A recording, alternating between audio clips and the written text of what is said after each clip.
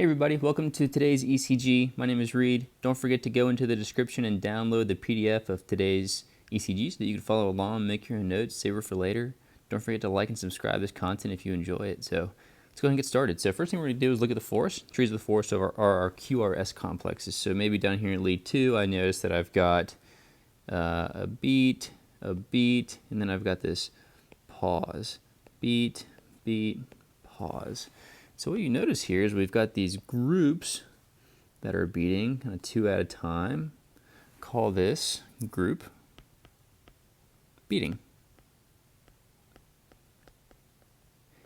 And group beating is very, I would say, if the QRS complexes are the same, I would say you should instantly think second degree AV block. We don't know what subtype of second degree, but I always think second degree AV block here.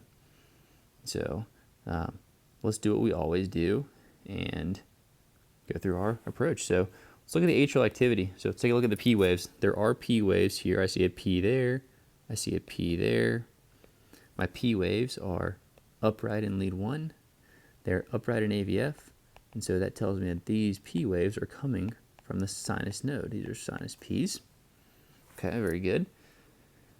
Let's take a look at our next kind of piece of our conduction system, which is the PR interval, which is tells us our AV node, right? The time it takes for the P to get to the QRS. And so my AV node, if you look here, maybe we'll choose, say, V1. We'll kind of look right in the middle at this group here. And we see that we've got a PR interval. Seems to be normal, but then, right, so this is the P wave conducting to the QRS. And then we look at the next P wave that conducts to the QRS. It gets a little longer. So we might be thinking, well, I wonder what's going on. And then we're looking for the next P wave, and I would say the next P wave is buried right here in that T wave. If you compare T waves, if you compare this T wave to this T wave, it's a little bit different. You can see a little bit of that P wave sticking out. And so that P wave conducts, but it does not get into the ventricles. And so if we take a look at another example from another lead, you can see down here, we'll take a look at this group here.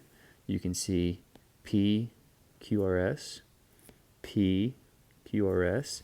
And then if you look right on this T wave, you see this little notch right there, that P wave. It's just that little notch.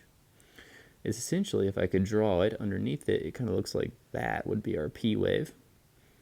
And this P wave gets blocked. And so we have a PR interval that is lengthening and lengthening and lengthening until it drops, right? And so we know that is a second degree type 1 AV block, or maybe it's 1, right? And so we have a second degree type 1 or a Wenckebach AV block here. So it's our AV node function. Let's take a look at our QRS complex. Our QRS, I would say, looks a little bit on the wider side, maybe just a little bit greater than 120 milliseconds. And so that's a wide complex QRS. And so when I see wide, I think maybe is there a bundle branch block? And sure enough, I take a look at V1 and I see an RSR prime, in V1. And I see some S waves in lateral lead. So RSR prime in V1, that tells me that there is a right bundle branch block. But we're not done there. Let's take a look at our axis of our QRS, see if there's any other blocks within the left bundle. And I see that my QRS, if I look at lead 1, is upright, so it's going to the left.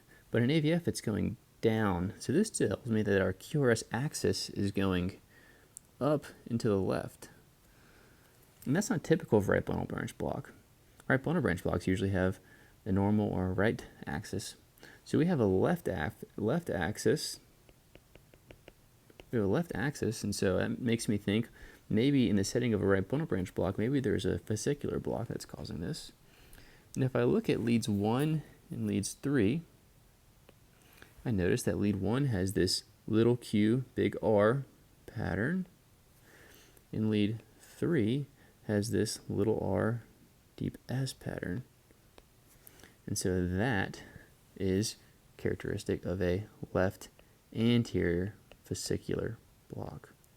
Left anterior fascicular block. So this person has a right bundle branch block and a left anterior fascicular block. We could call that a bifascicular block. Okay. If you don't understand left anterior fascicular blocks, they're kind of difficult. Go to my channel. You'll see I've got a video to kind of chat through the anatomy of that block. So, okay, so we've looked at our QRS complexes. Let's take a look at our QT interval. I like to sometimes I'll just eyeball these a little bit.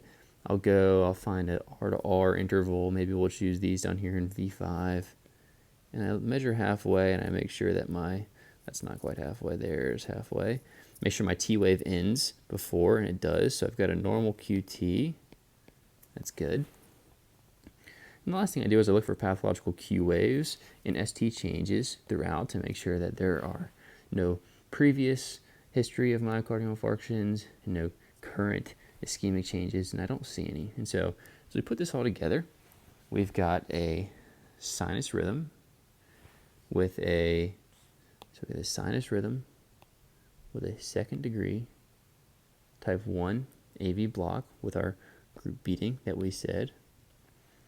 We've got a bifascicular block, which includes the right bundle branch as well as the left anterior fascicular fasciculus or that is blocked.